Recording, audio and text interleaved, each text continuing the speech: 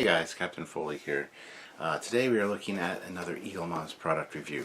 I want to thank Eaglemoss for supplying us with these models. They do so that we can review them for you guys, and you guys can get a better feel whether you want them or not. So if you're interested, click the link down below. It takes you to the Eaglemoss store. Use the discount code Trekyards10 when you check out, and you'll save yourself 10% off orders of $50 or more. Make sure you click the link down below though, as it helps out our channel. You are supporting Trekyards as well as Eaglemoss when you go through that link. Just using that link lets them know exactly where the traffic is coming from, so it just shows that it's from the Trekyards site. So if you can, please consider doing so.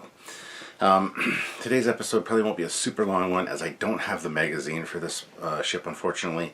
I got the ship a little while ago from them. As with the way things are done with Eaglemoss, I don't always get the magazines for each ship. So that being said, we're going to be taking a look today at Warship Voyager, which of course is from the episode Living Witness, which is probably the closest we get to a Mirror Universe Voyager crew, I think, which is kind of fun. Plus, I mean, with the EMH surviving and then heading back to the Alpha Quadrant still, you can still make an appearance in like a new episode of Discovery, you know, in the future. So that would be kind of awesome as well. So anyway, without any further ado, let's get this out of the packaging. As you can see, it's just the standard Eaglemoss Star Trek packaging, which I'm not a huge fan of this original packaging. The Delta on the back looks good. The different logos on the side also look good. And then the classic Star Trek on the top there. But it's just kind of plain looking and not very exciting. Plus, the magazines are like magazine size, so they're always separate and can get lost or misplaced away from the actual ship. So, not the biggest fan of this packaging, I gotta say. They did step it up. They did improve it for Star Trek Online ships. Much better. And the books and that they've scaled down to fit. So a lot better in that regard. So bravo to them for at least modifying that. So, alright, here we go. This is the Voyager. It's about the size of my hand, as you can see. And a lot of interesting little war type details on it. Lots of extra cannons and weapons added to it. Basically just a kitbashy version of the ship. So yeah. So let's get into the details of it, shall we? Starting at the front there, you've got the registry, USS Voyager NCC 74656. And that's flanked on either side by these massive emitters of some sort. No real clarification on what these specific weapons are supposed to be, just because it is an alternate telling of the Voyager story.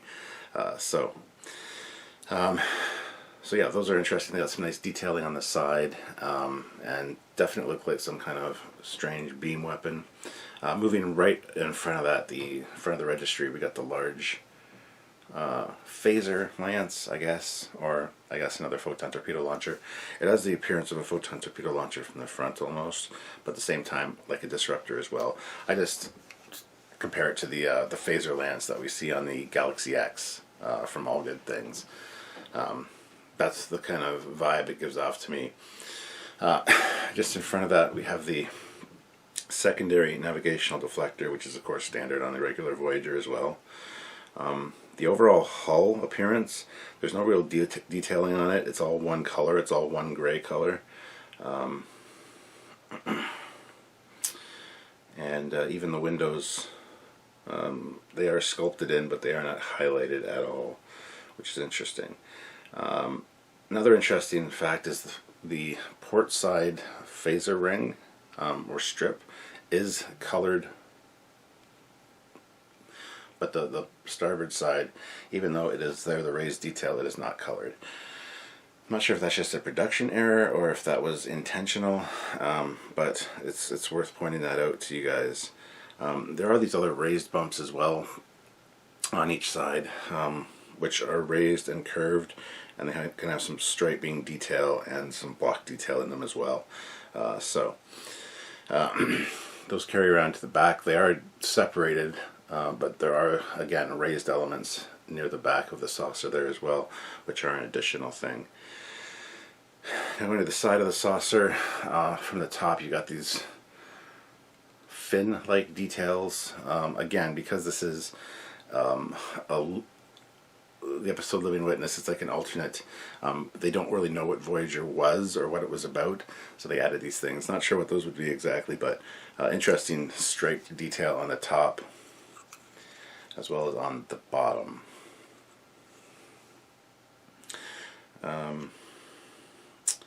Moving to the rest of the ship, there's not much else new. You got the bridge detail there at the top, which is very similar,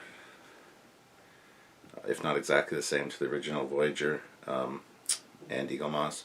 The stripe down the back, it's more of an orange color. I think it was supposed originally red with the other Voyager model, even from Eaglemoss. I think it's supposed to be red, but they made it orange here, which is a quite interesting little touch. More raised elements, added parts on the secondary hull there at the side, again with that dark gray or almost like a brown kind of striping on them. Raised detail like bumps on each side, not sure what exactly those are. And then going back to the Shuttle Bay here, you can see some added details there. Now one of these sides of mine is really bent. I don't think it's supposed to be. I think it's supposed to be straight back as like a weapon, and the other side appears like it's snapped off on mine, which is odd because I haven't really had these out of the package. So let's take a quick look and see if it's in here, and it doesn't appear to be. However, that being said, my packaging is compromised in a few spots. You can see a massive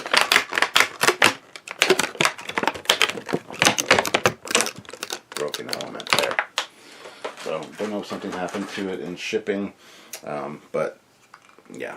So moving to the nacelles. The nacelles are the same from the side and the top. On the top you got the nice delta and the striping, or the banner. On the side you got the clear blue elements and the forward Bizarre Collectors painted red there. Now going to the bottom of the ship, it's pretty much the standard Voyager on the bottom. There's nothing really added at all. You got the little registry number there. And then moving back from that, of course, you got the little arrow shuttle, which was never used, unfortunately, stuck right in there. And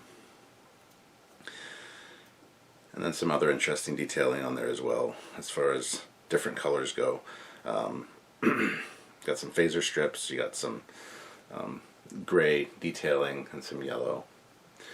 Moving to the front, again, it's the same. You got the two torpedo launchers there, and then the deflector, which is like a goldish brown coppery color, surrounded by the blue. Bottom of the secondary hull, you've got your phaser strip there and your warp core ejection slots, as well as some lifeboats and stuff. Again, there is detailing for the windows there, but no coloring on them. They aren't painted black or white at all. Now moving to the bottom of the nacelles, you see there is registry numbers on each nacelle, right in the middle of the banner.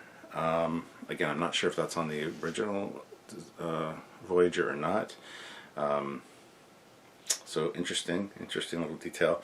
Pretty sure they probably are on the original. I'd have to go take a look, but and then the center part has quite a bit of detailing. You got some dark gray paneling, as well as some small phaser strips and some other like lighter gray details as well. So a lot of detail going on there as well. So that's it, guys. Warship Voyager, great episode. As I said, Living Witness, check it out. If you haven't already, you'll learn about this ship, sort of. You kind of get glimpses of it, but you don't really get any real indication as to what anything is on it. So But a fun episode. I love the alternate reality stuff, and like I said, it's the closest we're going to get to a Mirror Universe Voyager crew. So, alright, I'm just going to take this over onto the turntable, give it a last look before we close out this review. So, there you go, Warship Voyager, guys. Let's go make war. Yes, because that's what we do. Alright guys, so here she is on the stand. You can see some of that beautiful detail up close. And it is quite impressive. The only thing I don't like is that is bent and the other one seems to be broken off. However, it is what it is.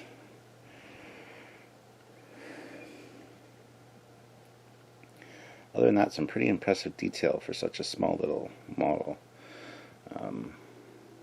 So kudos to them.